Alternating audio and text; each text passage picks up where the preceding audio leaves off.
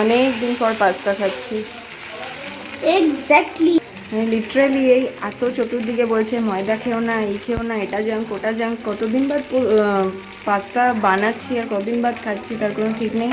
আজকে just resist করা গেল না, আজকে মাথাতে আসছিল না কি করবো, তো সাডেনলি মনে পড়লো, ছুটে ছুটে গিয়ে পাস্তা নিয়ে এলাম, পাস্তা মশলা পাস্তা দিয়ে পাস্তা বানিয়ে ফেলাম, যা হবে দেখা যাবে।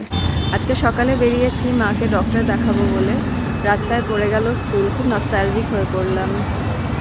গেটটা পিছনে দেখা যাচ্ছে।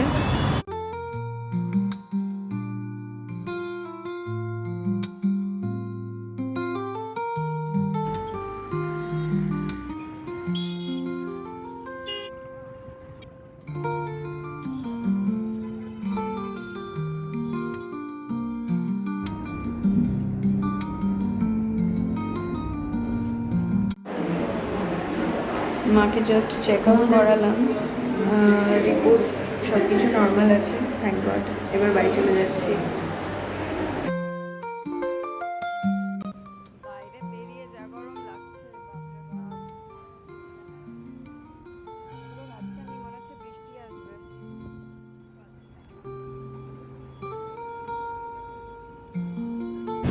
ভীষণ খিদে পেয়ে গেছে, তাই বাজারে চলে এসেছি। মা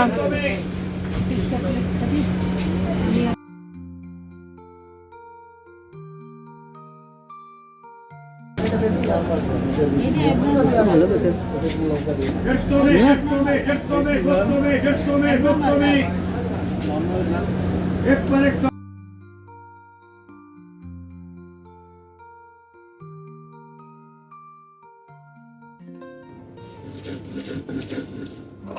বাড়ি ফিরে আবার রান্নার সরঞ্জাম নিয়ে বসলাম।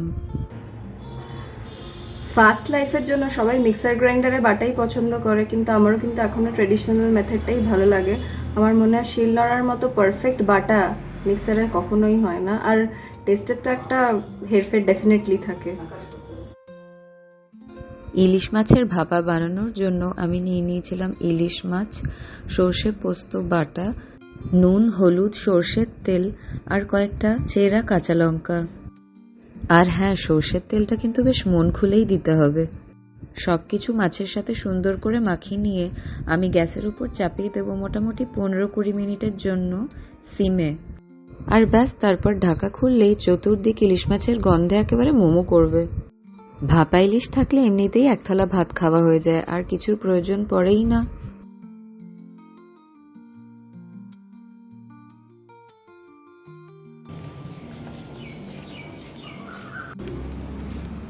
আমি এসেছিলাম ছেলেকে টিউশন ছাড়তে, ছেড়ে ওকে ফিরে যাচ্ছি।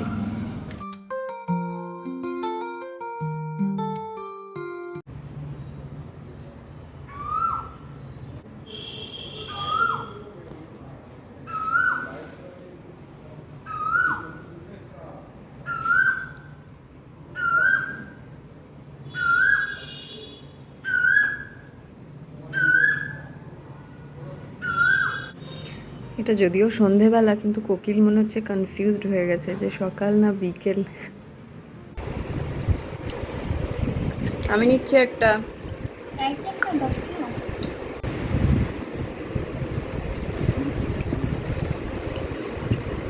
এত হাসি কিসের? চিয়ার্স না করে খেয়ে নিলি তুই? চিয়ার্সটা কর। ছি ছি ছি ছি, চিয়ার্স।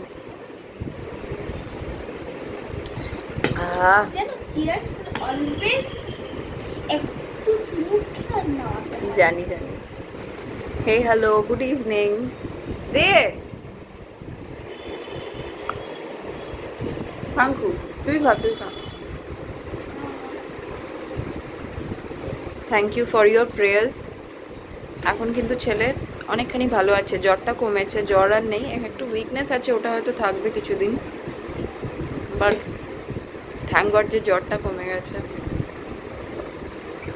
এখন আমরা টি টাইম এনজয় করছি, এবারে পড়তে বসবে কারণ এক্সামস চলছে, দুদিন বাদেই আবার একটা পেপার আছে। এই যে গ্রামার পরীক্ষা বলে পড়াতে বসানো হয়েছে জোর করে।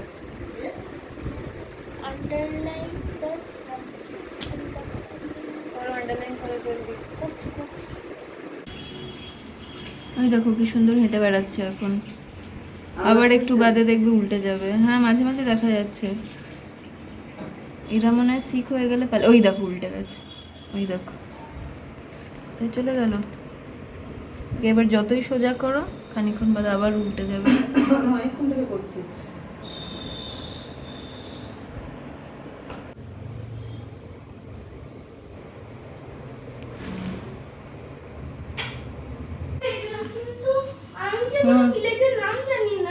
ভিলেজ একটা বানিয়ে লেখো না নাম। কি লিখবো? ঢোলাকপুর লিখে দেবো নাকি? লিখে দাও ঢোলকপুর। আজ মুশকিল তো। ঢোলকপুর লেখো, রামপুর লেখো, যাই কিছুটা লেখো। ঠিক আছে, thank you mummy. Welcome bro.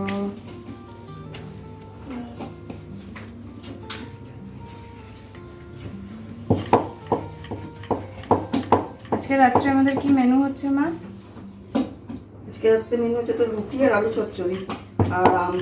আহা, রুটি আলু চচ্চড়ি আর আম। আমকে এবার বিদায় জানাতে হবে, বড় দুঃখ লাগছে। আম আস্তে আস্তে শেষ হয়ে আসছে স্টকে। সময় হয়ে এলো বিদায় জানাবার, সেই আবার আসতে বছরের অপেক্ষা। আবার একটা বছর অপেক্ষা, যদিও কোল্ড স্টোরেজে পাওয়া যায় কিন্তু তাও বাজারে সেই মার্কেটে আসবে না। হ্যাঁ, সেই ফিলিংটা তো আসবে না না।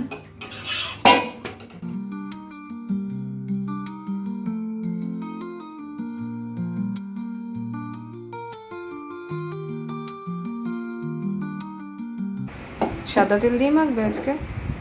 সাদা তেল হোক সর্ষের তেল হোক কিছু দিয়ে একটা আটাটাকে একটুখানি মেখে দিয়ে দিলে খুব ভালো। না, তুমি জিনিস সরষের সাথে। তেল দিয়ে মাখো তাই আজকে জন্য জিজ্ঞেস না, আজকে করছি। সাদা তেল দিলাম।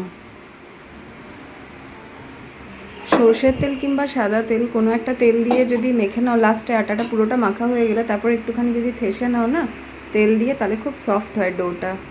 মানে তুমি যদি ধরো স্টোর করবে ভাবছো, তাহলে নেক্সট ডেও খুব সফট থাকে। তেল দিয়েছি না, তেল দিয়ে একটু মেখে রাখলে পুরো অনেক সফট থাকবে, একদম সফট হয়ে যাবে। বাটিটাও পরিষ্কার হয়ে যাবে। আটা মাখাটা খুব ভালো হয়, সে ম্যারিনেটের মতন। একদম মানে সকালে যদি স্টোর করবি ফ্রিজে একটু নষ্ট হবে না, হার্ড হয়ে যাবে না। এটা মেখে ভালো করে কিন্তু করে দিতে হবে। এয়ারটাইট কন্টেনারে স্টোর না করতে না, হবে। এটা মেখে তোকে একদম মানে জিনিসটা ভাজতে হবে ভালো হ্যাঁ করে। হ্যাঁ হ্যাঁ, এটা মেখে মেখে একদম শুকিয়ে যাবে। আটাটাকে তেলটা পুরো শুষে নেবে আর কি, তেলটা আটাটা। দেখ তেলটা না পুরো টেনে নিয়েছে।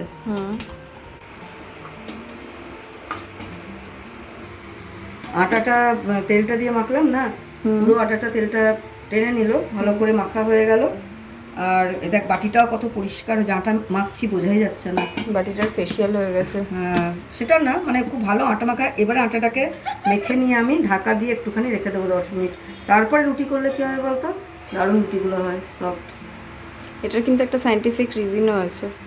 আমি জানি না তোমরা কে কে করো, বাট আমি দেখি মা যখনই আটা মাখে তখনই মাখার পর না কভার করে রাখে, খানিকক্ষণ ঢাকা দিয়ে রাখে। আমি পরে খুঁজে দেখেছি যে এটার কিন্তু একটা সায়েন্টিফিক রিজন আছে। আমি জানি না মা এটা জানতো কি না, হয়তো মানে যা দেখে এসছে যা শিখে এসছে সেটাই ফলো করে, বাট এটার একটা সায়েন্টিফিক রিজন আছে। তুমি যদি যে কোনো রকমের আটা হোক ময়দা হোক, তুমি যদি সেটা মেখে পরে কভার করে রেখে দাও, তাহলে এর মধ্যে যে মানে আটার মধ্যে যে গ্লুটেনটা থাকে না, ওটাকে রেস্ট করতে দিলে ওটা ডোটাকে মাখাটাকে না অনেক সফট করে নেয়। আর অনেকে কি করে দেখবে, মেখে নিয়ে জাস্ট ওয়েট করে না, মাখাটা দিয়ে সাথে সাথে রুটি বেলতে শুরু করে দেয়। সেই রুটিগুলো কিন্তু ওই রকম ফোলে না বা সফট হয় না। আই ডোন্ট থিঙ্ক, এটা আমার পার্সোনাল ফিলিং। এটার কিছু তো কারণ আছে, না তো কেন বলে। By. Thanks for watching. Stay tuned to my channel. Do like, share and subscribe. Press the bell icon for notifications.